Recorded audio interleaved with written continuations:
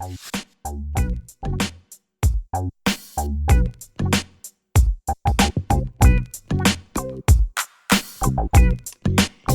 everyone, and welcome to HR Bytes, a podcast and video series to bring you stories of HR professionals who bring a think globally and act locally digital HR agenda to their work.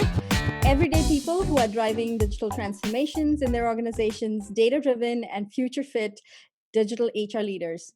This is your host, Jay Polaki, and today's guest needs no introduction. It's Enrique Rubio from Hacking HR. Welcome to the show, Enrique. How are you today? Hi, Jay. Thank you so much for inviting me. Good. I'm positive, optimistic, and we're recording this on a Friday. I don't know when you're gonna put it out, but it's all things considered. I'm good, thankfully. How about you? I'm doing great. I mean, 2021 had a few starting issues, but I think we'll be fine. Right. Like setting a computer that doesn't want to start, but then when it starts, it works well. Yeah, that's the way I see it too. A few hiccups along the way, but hopefully it's all gonna be better overall. Absolutely. No blue screens yet. So that's a good thing. So, Enrique, you've been in the midst of all of this with the HR hacking community that you run and all the different, viewpoints that you bring to the fore related to agile HR and HR technology. I really wanted to get your take on how you think HR has adapted to the changes that the pandemic has brought about in our life and work. And what do you think, HR should be prepared for in 2021? Yeah, well, last year since the pandemic started, of course, I think a lot of us were caught off guard. A lot of organizations were caught off guard in the sense of having flexible practices and having processes that could work in an emergency situation like COVID. So, HR really had to pick up the pieces pretty quickly of a very broken situation and put them together really quickly to keep their organizations operating and to keep their people working and well, of course. So of course, HR had to adapt and change and transform processes, systems, policies, and a lot of other things to make sure that things continued operating even despite the situation created by the pandemic.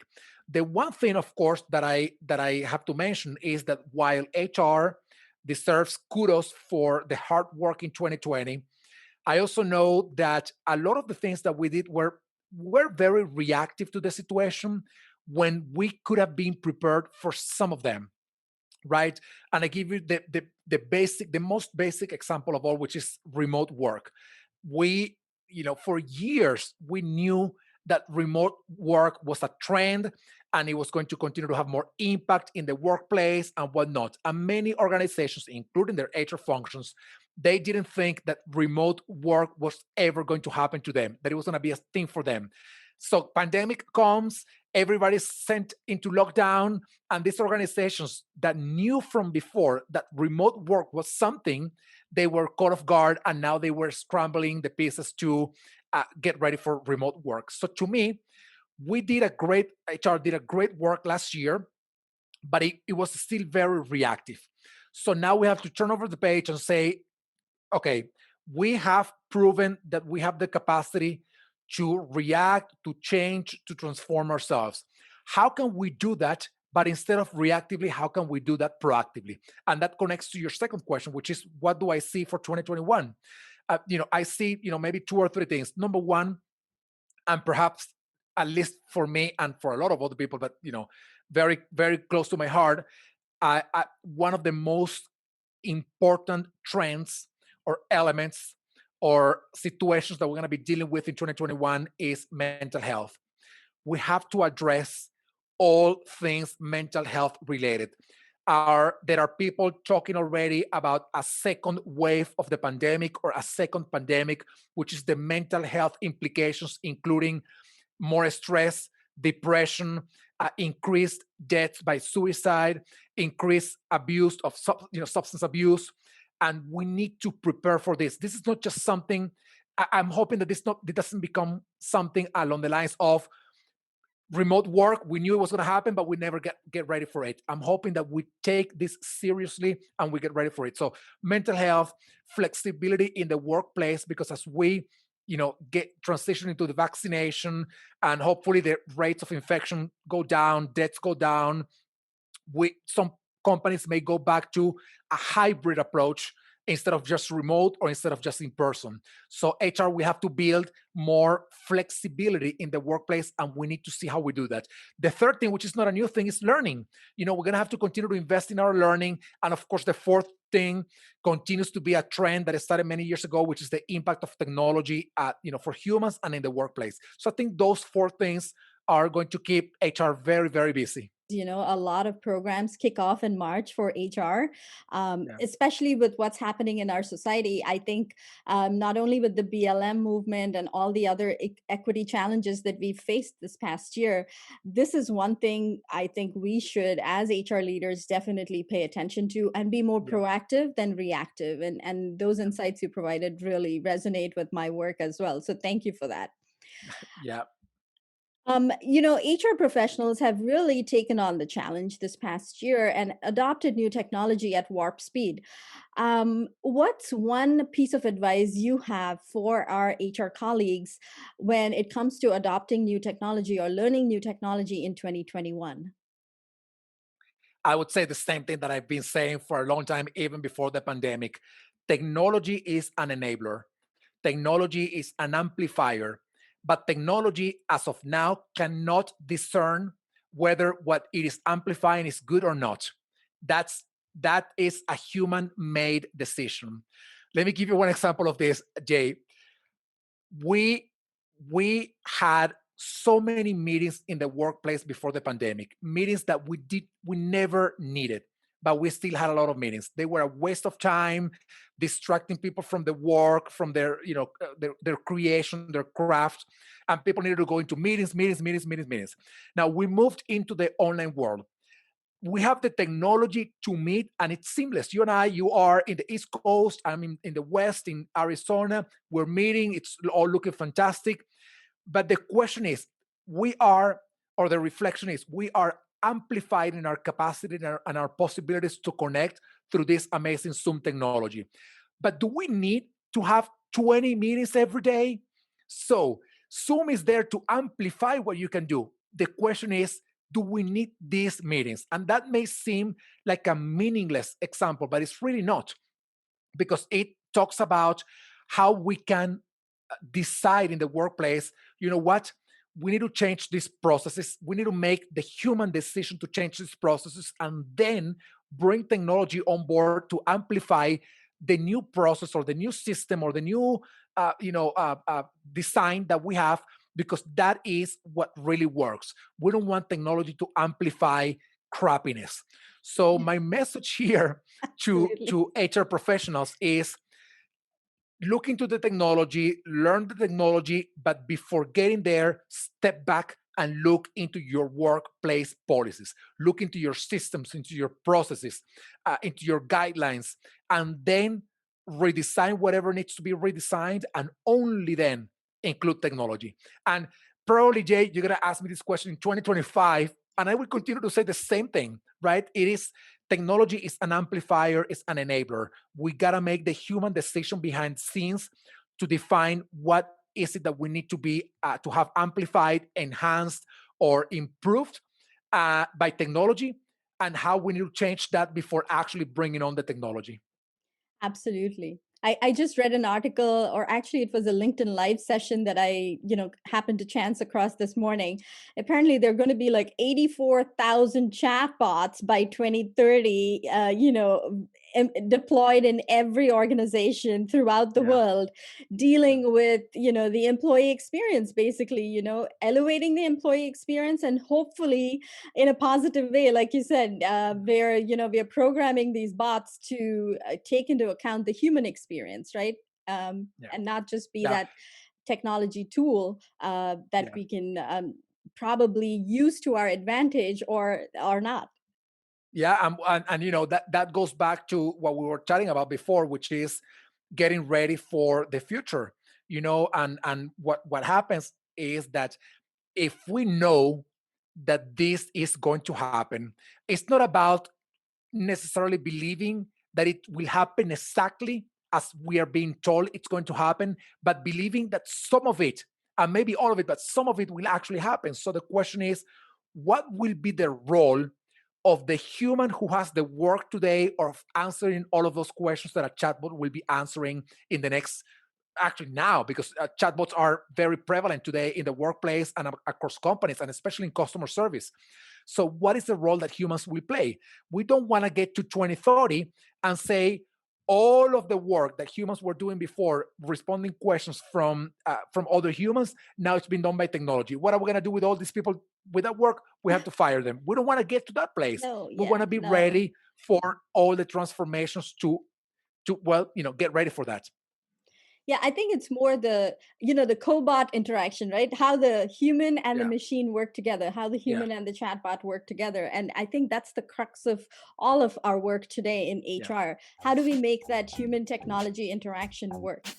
So, on yeah. that note, this brings us to the funner part of our conversation. It's the question connection section. Who is one person in HR technology that you think everyone should know about?